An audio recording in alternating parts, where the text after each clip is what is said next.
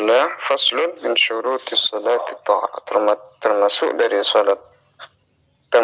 dari syarat sahnya salat taharah adalah taharah. Syarat sahnya salat itu taharah.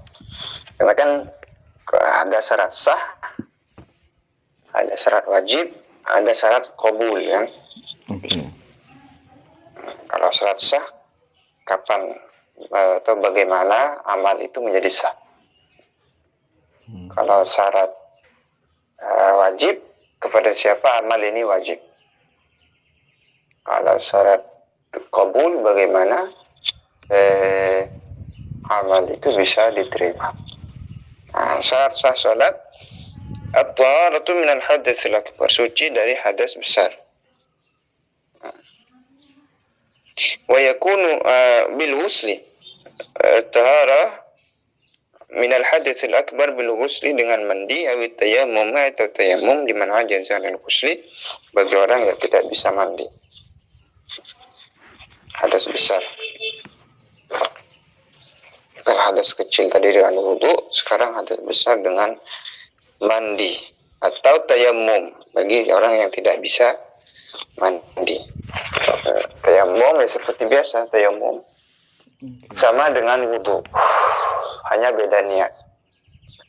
Tayammum pengganti wudu dengan tayammum pengganti mandi sama, tata caranya itu sama.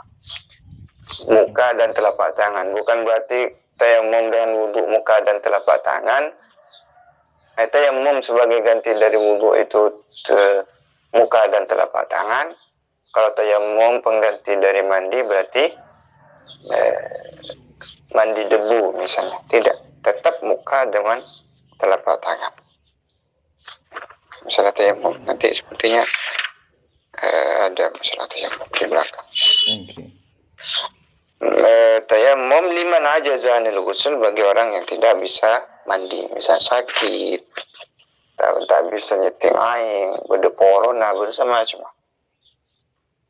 Walladhi yujibuhu khamsatu asya, sesuatu yang mewajibkan mandi, khamsatu asya itu adalah 5 perkara. Khurujul mani, yaitu keluarnya mani. Jadi 5 tersebut, 2 untuk laki-laki dan perempuan,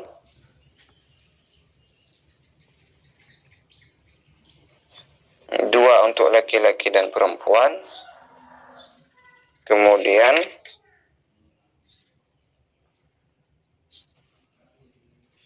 3-nya untuk perempuan. 2 yang pertama yaitu khurujul mani, keluarnya mani. Ini untuk laki-laki dan perempuan. Artinya yang keluar mani bukan hanya laki-laki, tapi perempuan juga keluar mani. Ukuran keluar mani itu disebut keluar itu ketika nampak dari hasyafah. Nampak ketika dilihat dari hasyafah itu nampak. Maka itu keluar mani. Itu bagi orang laki-laki. Kalau bagi orang perempuan, kalau perempuan yang bikr, perempuan yang perawan, maka disebut keluar mani adalah ketika mani itu nampak pada di luar farjinya. Maka di situ disebut keluar mani. Kalau perempuan yang janda, maka disebut keluar mani adalah ketika dia jongkok untuk menunaikan hajat. Ketika di situ nampak mani, maka dia disebut dengan keluar mani. Dan ciri-ciri mani seperti yang sudah lewat, misalnya tadaffuk, muncrat, ataupun keluarnya dengan talazzuz, ataupun nanti raihahnya seperti adonan roti, atau seperti baunya seperti putih telur dan semacamnya. atau ketika kering dia seperti putih telur, ya itu tanda-tanda mani seperti yang sudah lewat. Oke. Yang pertama keluar mani, ya. Keluar mani dan maninya sendiri, bukan mani orang lain. Karena bisa jadi yang keluar itu adalah maninya orang lain, bukan mani dia sendiri. Misalnya seorang suami istri berhubungan berhubungan badan. Kemudian setelah itu mereka mandi, habis itu sholat. Selesai sholat, ternyata si istri ini keluar mandi. Cuman ternyata yang keluar itu bukan maninya sendiri, akan tetapi maninya suaminya, sisa dari mani suaminya. Maka tidak wajib mandi, tetapi wajib wudhu ketika mau sholat misalnya, karena itu membatalkan wudhu. Tidak mewajibkan mandi, tapi membatalkan wudhu, karena itu mani orang lain. Makanya yang mewajibkan mandi, yang dimaksud di sini mani adalah maninya sendiri. Kemudian yang kedua wal jima' dan jima'.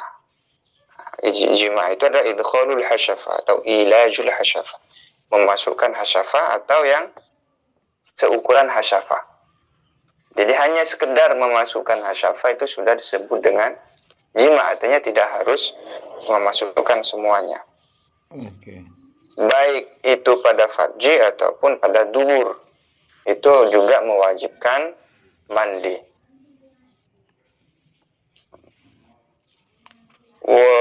Al-haid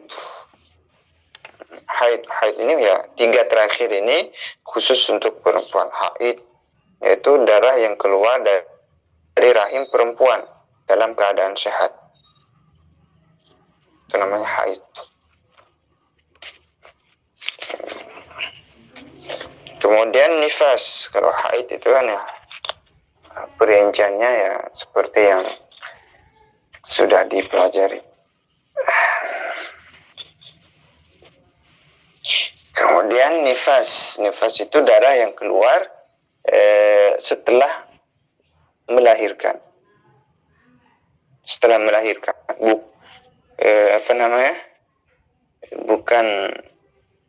Bukan ketika melahirkan. Setelah melahirkan nanti akan ada darah yang keluar nifas.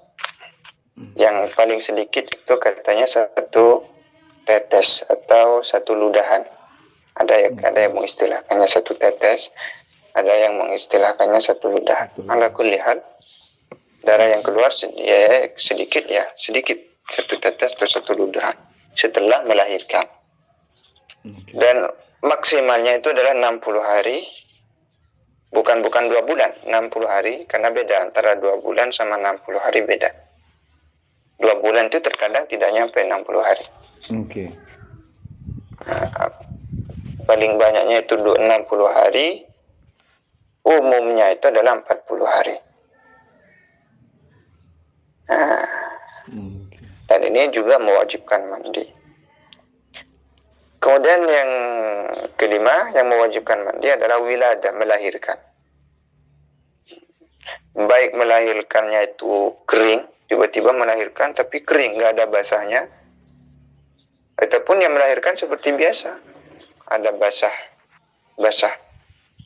maka itu juga mewajibkan mandi.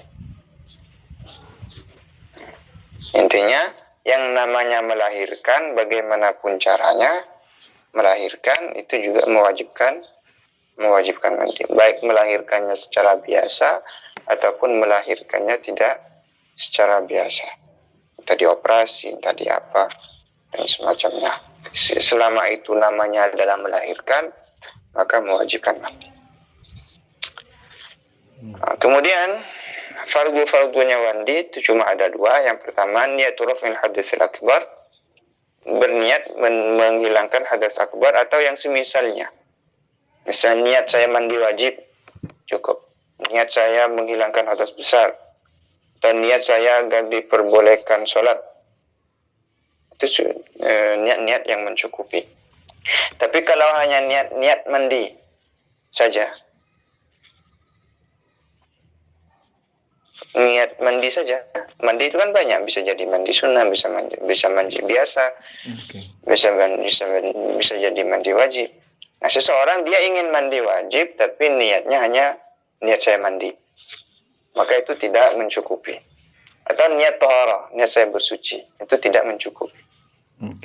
Yang mencukupi ya? Nah, niat yang mencukupi, dia misalnya mengatakan saya niat mandi wajib. Atau saya niat menghilangkan hadas besar. Atau saya niat mandi agar diperbolehkan sholat. Itu mencukupi. Tapi kalau sekedar niat mandi, niat taharah gitu doang, itu tidak mencukupi. Dan mandi dan niat tersebut sama halnya seperti wudhu, yaitu berniat ketika pertama kali membasuh anggota badan.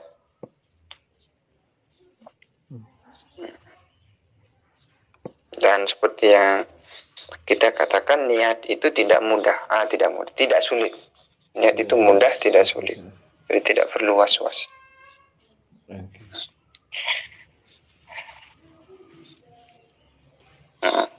Kemudian yang kedua, ta'mimu jami'al badani basyaran wa sya'ran. Mengguyur semua anggota badan dengan air. Mengguyur atau meratakan semua anggota badan dengan air. Basyaran wa sya'ran, baik kulit maupun rambut, bulu dan semacamnya. Itu harus diguyur dengan air. Beda dengan wudu kan? Kalau lihyah atau jambang atau brewok, sama janggut, itu kalau tebal kan tidak wajib. Tapi kalau mandi sekalipun tebal itu harus masuk ke dalam air. Kalau mandi zahiran wa batinan, zahirnya, luarnya, dalamnya semuanya harus terkena air. Nah, di sini wa in kathufa sekalipun tebal, mau tipis, air semuanya harus sampai ke bawah, harus sampai ke kulit. Bil ma'i, dengan air yang tentunya mensucikan, bukan air yang mustamal, bukan air yang najis, dengan air yang suci mensucikan. Jadi seperti itu. Jadi kalau orang mandi dan itu tidak ada ketentuan mau mau dari atas, mau dari bawah, mau di tengah atau mau langsung menyelam. Tetap sah. Nah, juga dalam wudu dulu, tidak kita jelaskan. Dalam wudu itu juga sah. Orang misalnya mandi nang sungai, langsung ngecapur. Kalau langsung niat wudu, itu sah. Itu namanya tartib. Itu istilahnya tartib apa istilahnya?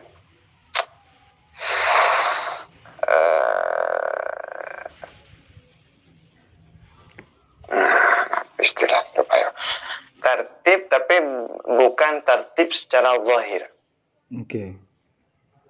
Juga disebut tartib, tapi tartibnya tidak secara zahir. Cuman dengan ketentuan tidak berdiam dalam air sekiranya bisa melaksanakan tartib secara zahir. Misalnya loncat mari kenika paneng nang ilmu aing semenit misalnya, semenit. Kalau sekiranya semenit itu cukup untuk melaksanakan tertib secara zahir, ya maka wudunya tidak sah. Caranya katin apa? Mungkin campur langsung nggak. Maksudnya tak menetap dalam air selama atau seukuran bisa melaksanakan tertib secara zahir, secara biasanya itu. Benih pas masa sedang menyelam sama orang. Kalau cak mah enggak apa. Misalnya anu lah, misalnya benia loncak lah. Cet so kono Oke, bede, pada baik. so kono bede aing gerobah nyelam ada apa? Oke, Sami. sami. Oh, keng pas langsung ngongak ki, tau lebih dabit. Oke. Hmm, Mungkin nyelam niat wudu, mari bang. oke. Oh, jangan gule pas mana orang abid le tan ki. Nah, Napa omongan gini kan tidak harus semuanya, yang terpenting pun ada yang keluar dari air nggak gini. Anggota badan kan? Omongan nggak bisa. malah bikin kita nih, tak pernah jelas lagi. Intinya tidak menetap dalam air, kan ikan aku. Oh, Tidak menetap dalam air, seukuran nanti bisa menggunakan seukuran bisa melaksanakan tertib secara zahir, secara biasanya. Oke, gampang, enggak ada. Loncang, mari abon, loncang ya dulu, mari. ongke kata. Tak mau oke. Oke. Ini maksudnya jangan gula kan kadang nyelam pas jaga ku nongak jangan gula ke pelastare pas tak usahaan tekap Aneh. tetap ada di air maksudnya kan. Oke, menabi yang akan nikah taneng. Oh. Oke. Oke, jongka nak kecil untuk kejaga kita. Oke. Maksudnya Oke. selama belum tahu hukumnya kan. Oke. Belum tahu untuk statusnya namanya kan. ya, cara jalan keluarnya kan jelang jongka sekejap misalnya ki mandi ki capur boleh. Oke. Untuk ngastete tang kira. Nah, oke untuk ngestete sebelum mengetahui hukumnya. Oke. Oke, sampai kat itu. Wala ambil di sini. Kita pahami. Ampun yang chat langsung tanya aki kira mulai kan. Masyaallah paham. Keng mungkin manabi tentang haid sarang nifas dan wiladah nih kan mungkin butuh waktu tersendiri lah. Oke. Lagi secara rincinya nah. Karena gula tak apa paham mungkin. Telepon pasir sih gula aja abi nih kalau mau tak kalau enggak apa. Tebulas ya. Ada repot. Oke. Cuma bah tak abin ni. Maksudnya mendengar ke repot kita anggap. Oke. Maksudnya malay tak repot mau deki. Bini nak tak apa tak uning masalah darah bu deki bah keluar darah mah. Di rumah ya deki bah. Oke. Oh mai mo. Enggak lupa. Enggak masih gini ke gula masalah nih telepon waktu nabi. Aduh. Yang killer pengopah nyari si pasan si pon pinter masalah gini ketangkira. Oke.